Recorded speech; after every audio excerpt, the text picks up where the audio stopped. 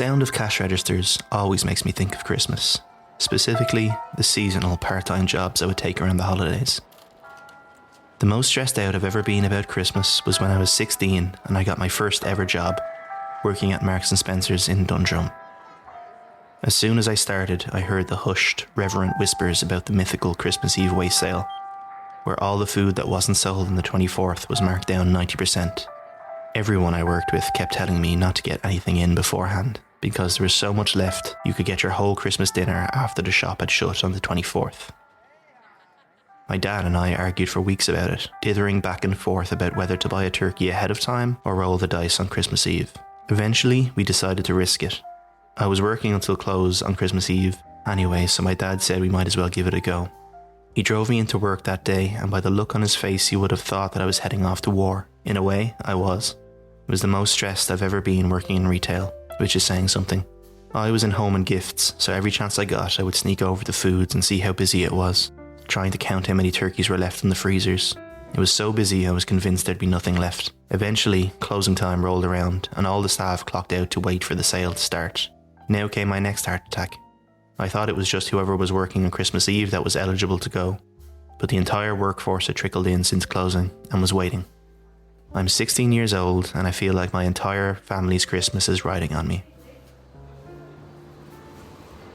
I swear to myself that no matter what happens, I'm going to come out of this with at least a turkey, no matter who I have to bludgeon to do it, even if it means not having a job on Stevens' Day. The main foods manager came out and ceremoniously announced that we could go in, and I stuck the head down and charged. I didn't go quite as far as to trample anyone, but I can't say I wouldn't have if it had come to it. I'm prepared for an all-out brawl. In my head it's going to be the first 20 minutes of Saving Private Ryan with yellow stickers, but instead it's like something out of a Harry Potter Christmas scene or the end of Fantastic Mr. Fox. There was so much food there. Everyone could have taken 2 turkeys and there would still have been some left. This was Christmas 2006, by the way, the height of the Celtic Tiger. I grabbed the turkey the size of an American toddler, and then I was at a loss. There really was so much left over. I ended up grabbing sausage stuffing, croquette potatoes, duck fat roasters, and candied parsnips and carrots. I started to drift towards the tills, and a manager asked me what I was doing. I thought I'd taken too much. There was some limit I haven't heard about. Instead, he asked me why I was wasting food and threw pork crackling and sticky toffee pudding into my basket. I got to the till, expecting this to be the big reveal where it would actually cost me my entire month's pay. It cost €23.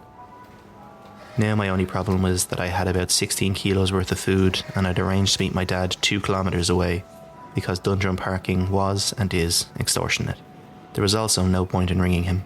My dad came home from work every day, put his phone in the kitchen drawer, and that's where it stayed until he left for work the next morning. Did this defeat the purpose of a mobile? Yes it did. I schlepped the bounty all the way to where we were supposed to meet, and I see that he was literally pacing at 11 PM in December outside his car. We locked eyes and he looked like a husband waiting for his wife's operation results. When we went through the shopping bags in the boot of our Corolla, I swear I got some inkling of what it must be like to win Wimbledon and then do that thing where you climb the stands to hug your parents. He was instantly like, "Rich, this is too much. How much did you spend?" The whole idea was that this was supposed to cost less. I showed him the receipt and we ended up driving home, blasting Springsteen the whole way. Yes, Dad had to start prepping and cooking a turkey at 11:30 that night, but the next day we ate like kings, or at the very least, people from Dalkey. The food was great, but the best thing was that Dad made a big deal about me being the one to provide it. Anytime a family member said they liked something, he'd give me an elbow in the ribs. By the end of the dinner, you would have sworn that I'd taken the job as some sort of Ocean's 11 style long con. I will forever cherish the memory of that Christmas for those little digs in the ribs. Also because I got a Creative Zen MP3 player, which I'm still convinced is the pinnacle of music technology. The sound of cash registers will always make me think of Christmas.